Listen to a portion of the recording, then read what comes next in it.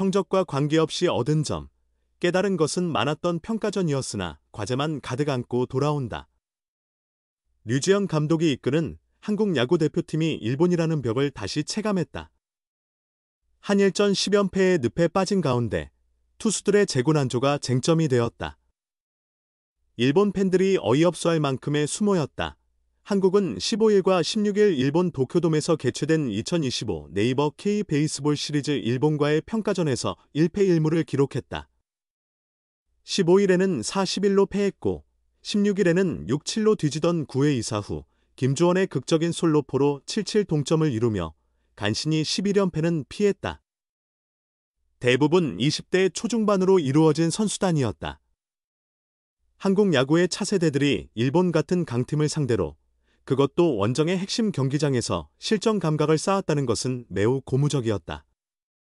앞으로 국제대회 중 상당수가 도쿄돔에서 열릴 가능성이 크다는 점을 감안하면 이 경험만으로도 충분한 소득이 될 것이다. 더불어 안현민, KT, 정우주 문현빈, 이상 한화 등 20대 초반의 젊은 선수들이 가능성을 보여준 것도 고무적이었다. 실제 타선은 일본의 최고 수준 투수들을 상대로 예상보다 꽤 선전했다. 두 경기 모두 선취점을 올리며 일본을 압박했다. 그러나 각각 3점 차리들을 잡고도 이를 지켜내지 못하고 바로 동점이나 역전을 허용한 투수진은 아쉬움을 남기기에 충분했다. 투수 교체 타이밍에 대한 논란도 있었지만 나오는 투수마다 스트라이크를 제대로 던지지 못한 만큼 벤치를 탓하기도 어려운 상황이었다. 15일 첫 경기에서는 볼넷과 사구가 무려 11개나 쏟아져 3개에 그친 일본과 뚜렷한 대조를 보였다. 이날 등판한 7명의 투수, 곽빈, 이로운, 김태견, 이호성, 성영탁, 김건우, 이민석 중 4사구를 허용하지 않은 선수는 오로지 성영탁뿐이었다. 김건우, 2이닝을 빼면 모든 투수들이 직접 실점하거나 주자를 불러들여 실점을 기록하며 난관을 맞이했다. 4사구로 위기를 만들고 적시타를 맞으며 실점하는 흐름이 반복되었다. 다음 날인 16일 2차전에서도 12개의 4사구를 허용했다. 물론 이날은 주심의 스트라이크 존이 예상보다 엄격해 일본 투수들도 볼넷을 줄이기 어려웠지만 여러 차례 밀어내기 볼넷이 나오는 등 한국 투수들의 재고난조는 두드러졌다.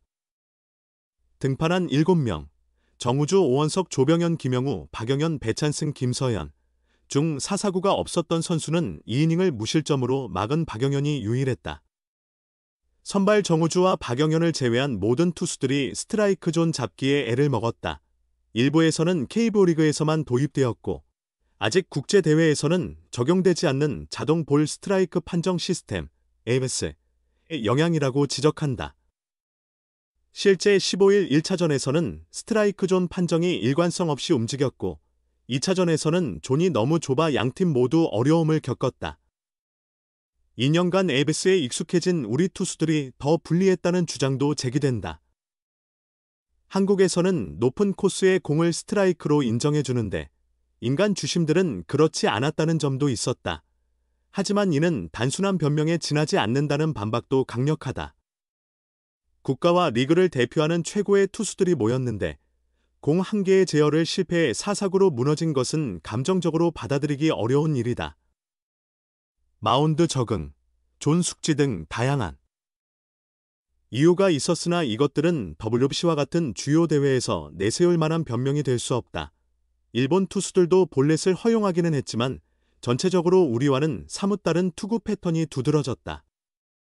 일본 투수들의 평균 직구 속도는 우리보다 시속 3km 정도 더 빠르게 나타났다.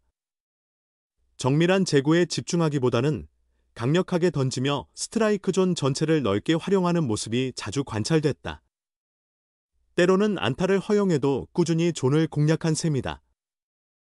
홈런도 몇 개 나왔지만 크게 불편한 느낌이 들지 않았던 이유다.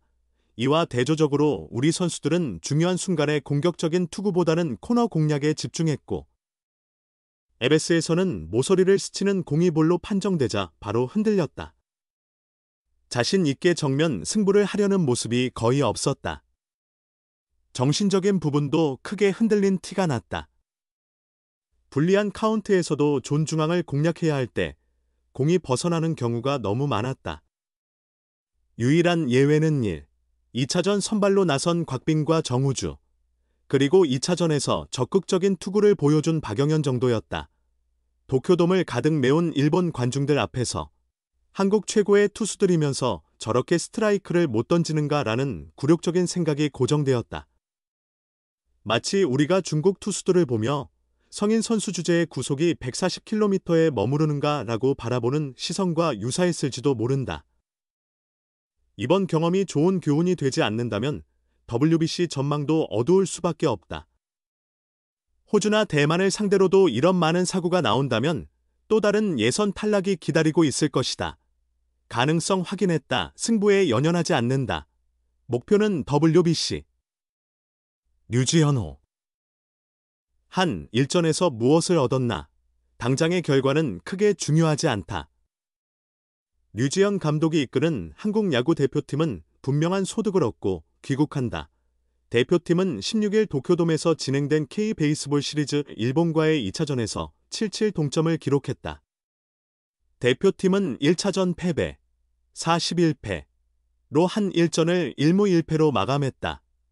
류지현 대표팀 감독은 결과보다 과정에 매우 만족했다. 목표는 현재 평가전이 아니라 내년 3월 개최되는 월드 베이스볼 클래식이기 때문이다. 류 감독은 이번 평가전에서 가능성을 확인했다. 1차전보다 2차전에서 선수들이 더 수월하게 경기한 부분도 의미 있다고 K-베이스볼 시리즈 종료 소감을 전했다. 대표팀은 이번 대회에서 야수들의 눈에 띄는 성장을 보여주었다. 신민재와 송성문은 국제 경기 경험을 쌓으며 팀의 핵심으로 자리 잡았다. 여기에 김주원, 안현민, 문현빈 등 젊은 야수들도 거의 풀타임에 가까운 출전 기회를 얻으며 기량을 발전시켰다. 하지만 류 감독은 내년 WBC를 앞두고 개선해야 할 점을 명확히 지적했다. 투수들의 재구 난조다. 대표팀은 1차전 4사구 11개, 2차전 4사구 12개를 허용했다. 타선이 두 경기 모두 먼저 점수를 내며 3-0 리드를 만들어줬지만 스스로 무너지며 이를 지키지 못했다. KBO와 WBC 대회 규칙의 차이가 있어 투수들의 빠른 적응이 요구된다.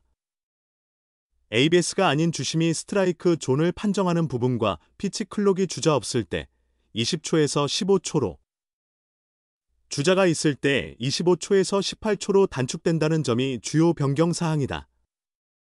류 감독은 평가전에서 투수들이 어려움을 겪은 부분을 WBC 이전까지 완전히 개선하겠다는 의지를 밝혔다. 류 감독은 2차전 종료 후 볼넷이 12개로 너무 많았다. 이런 부분을 내년 3월까지 철저히 준비해야 한다며 내년 1월 대표팀 집합 시 평가전에 참여하지 않은 선수들이 포함될 수 있다. 경기 기록을 꼼꼼히 분석하며 대회를 잘 대비하겠다고 설명했다. 이어 류 감독은 대표팀 선수 구성에 대해 언급했다.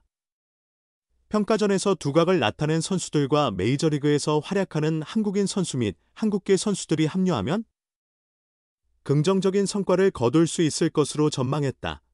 류 감독은 이번 평가전에 참가하지 않은 기존 대표팀 선수와 현재 선수들의 조화가 잘 이루어진다면 시너지 효과가 클 것 같다며 다음 달부터 준비를 잘해 1월까지 좋은 흐름을 이어가겠다. 3월에는 최상의 컨디션으로 WBC에 임할 수 있을 것이라고 말했다.